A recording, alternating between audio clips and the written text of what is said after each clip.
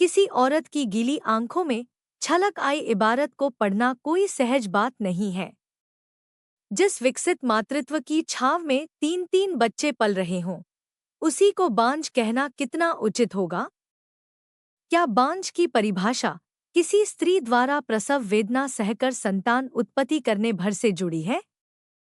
दोस्तों, मैं आज एक ऐसी कहानी सुनाने जा रही हूँ जो आप सुनकर हैरान हो जाएंगे। उनकी शादी क्या हुई, मानो पास पड़ोस के लोगों को शगल का एक और विषय मिल गया। एक ने कहा, देखा, भाभी की डेथ हुए 4 महीने भी नहीं हुए होंगे कि श्रीमान ने ब्याह रचा लिया।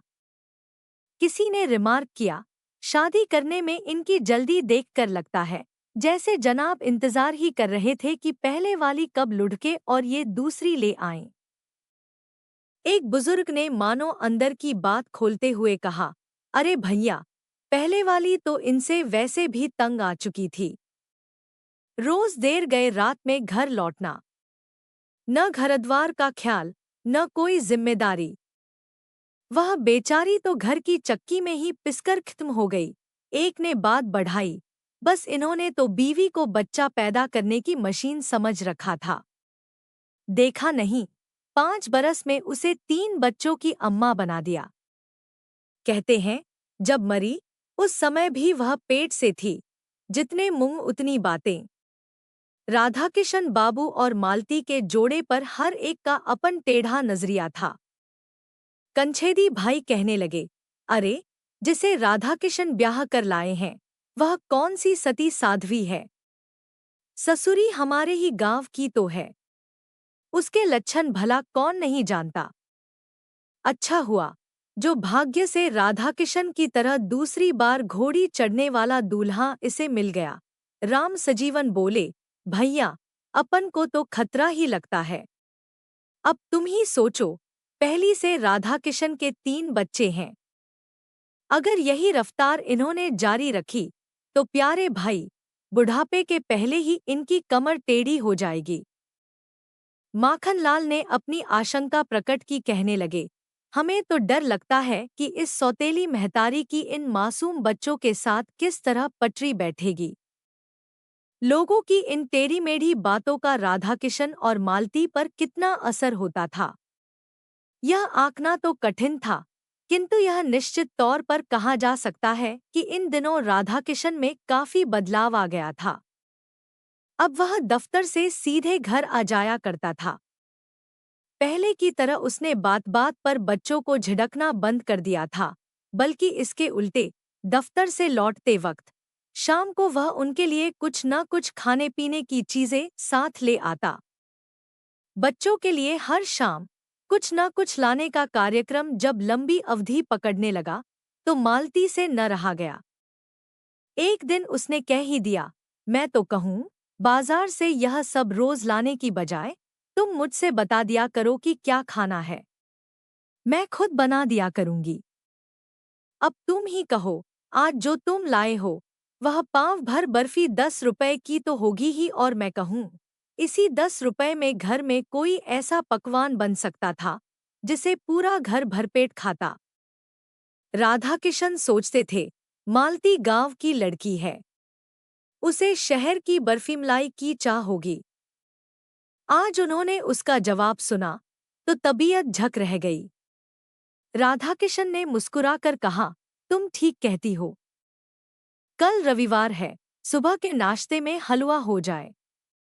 बहुत दिनों से बच्चों ने भी नहीं खाया है, सो हम सब कल डटकर चखेंगे। हलवे की बात सुनकर बच्चों की जीभ में पानी आ गया। टिंकू बोला, नई मम्मी से हमारी मम्मी जैसा हलवा भला कैसे बनेगा? मालती ने नटखट टिंकू को अपने पास खींचते हुए कहा, बेटे, नई मम्मी, पुरानी मम्मी सभी एक जैसा हलवा बनाती है। घी, शक्कर और सूजी मिलाओ, बस टिंकू का हलवा तैयार है ना? मालती ने आकर इस घर को कुछ इस तरह संभाला था कि बच्चों को उसने यह महसूस ही नहीं होने दिया कि उनके ऊपर से कभी मातृत्व का साया उठा था।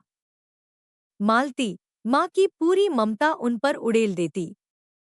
बच्चों की देखभाल, घर का सारा कामकाज और उसके राधाकिशन की जरूरतों का ध्यान रखते हुए वह सीमित आमदनी में गृहस्थी चला रही थी। उसने घर को कुछ इस तरह संभाला था कि ऐसा लगता ही न था कि इस घर में साल भर पहले कोई तूफान गुजरा था। इन सब के बावजूद भी पास पड़ोस के लोगों की नज़र में वह मां नहीं थी। वह सौतेली मां थी। दबी जुबान से स्त्रियां कहाँ करतीं, यह सब तो 4 दिन के चोचले हैं। अभी सौत के बच्चों को बेटा बेटा करती है, खुद का एकाध पैदा हो जाने दो, फिर देखना। यह माया मता दूर हो जाएगी, तुम देखना, इन्हें पूछेगी भी नहीं। मालती इन बातों को सुनकर टाल देती। आखिर किस किस का मुंह बंद करती। और फिर समय इसी तरह कटता रहा। दिन से हफ्ते, हफ्तों से महीने और महीने बढ़ते बढ़ते साल पर उतर गए। मालती की दिनचर्या बिना किसी बदलाव के वैसी ही चलती रही थी। बस एक ही बात जो अब लोगों को खटकती थी, वह यह थी कि इन 10 बरसों के बाद भी उसकी गोद हरी नहीं हो पाई थी। जब वह आई थी, तब भी लोगों के ताने बाने थे। जब वह राधाकिशन और बच्चों के साथ गृहस्थी में घुल मिल गई, तो सुनने को मिला कि इसका व्यवहार एक दिखावा है। जब इसके बच्चे होंगे, तब यह इन बच्चों की दुर्दशा कर देगी, और अब जब उसके बच्चे नहीं हुए तो भी लोगों ने उसे नहीं बख्शा। उस दिन चमेली मौसी कहने लगी कि राधाकिशन के भाग्य में यह जन्मजली बांझ ही लिखी थी। बात तो उन्होंने बड़ी दबी जुबान में कही थी, पर वह मालती के कान तक पहुंच गई। उसने सुना तो न जाने कैसे आंखों के कोर से 2 बड़ी बूंदें टपक गई। किसी औरत की गीली आंखों में छलक आई इबारत को पढ़ना कोई सहज बात नहीं है। जिस विकसित मातृत्व की छाव में 3-3 बच्चे पल रहे हों, उसी को बांझ कहना कितना उचित होगा? क्या बांझ की परिभाषा किसी स्त्री द्वारा प्रसव वेदना सहकर संतान उत्पत्ति करने भर से जुड़ी है? मालती, जिसने अपने मातृत्व को इन बच्चों के साथ पूरे तौर पर जोड़ लिया है, उसे बांझ कहना कहीं मातृत्व का अपमान तो नहीं हो जाएगा? पर कतरनी सी जुबान चलाने वाली चमेली मौसी जैसी स्त्रियों के पास इतना सब सोचने का समय कहाँ है? फिर एक बात और भी तो है, बांझ तो उसे कहा जाता है जिसमें प्रजनन क्षमता ही न हो। जहाँ तक मालती का प्रश्न है, उसने तो सोच समझकर बांझपन ओढ़ रखा था। उसे लगा था कि इन बच्चों की परवरिश में कोई कमी न रहे। वे बच्चे जिनकी मां बनने का दायित्व इस घर की दहलीज में कदम रखते ही उसे मिला था। कोई यह न कह सके कि खुद के बच्चे हो जाने के बाद मालती ने सौत के उन बच्चों को तिरस्कृत करना शुरू कर दिया जिन पर कभी वह जान छिड़का करती थी। इसी उहापों में एक दिन उसने मन ही मन निश्चय कर लिया कि अपनी कोई संतान नहीं होने देगी। पिछली बार जब वह अपनी मां को देखने मायके गई, तो वहां कुछ ज्यादा ही रुक गई। उस बार लौटने पर राधाकिशन मालती पर बहुत बिगड़े थे।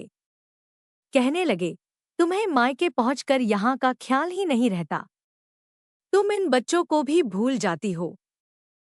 और अपनी नम हो आ रही आंखों को छिपाते हुए मालती ने सकुचाते हुए बताया, इस बार बच्चों की खातिर ही देर हो गई। तुम भरोसा रखो जी, अब मैं सारा जीवन बच्चों की जिम्मेदारी अच्छी तरह निभा सकूंगी। भावावेश में वह कह गई, अब मैं चमेली मौसी की बांझ नहीं हूँ, बल्कि अपने पूरे 3 बच्चों की माँ हूँ।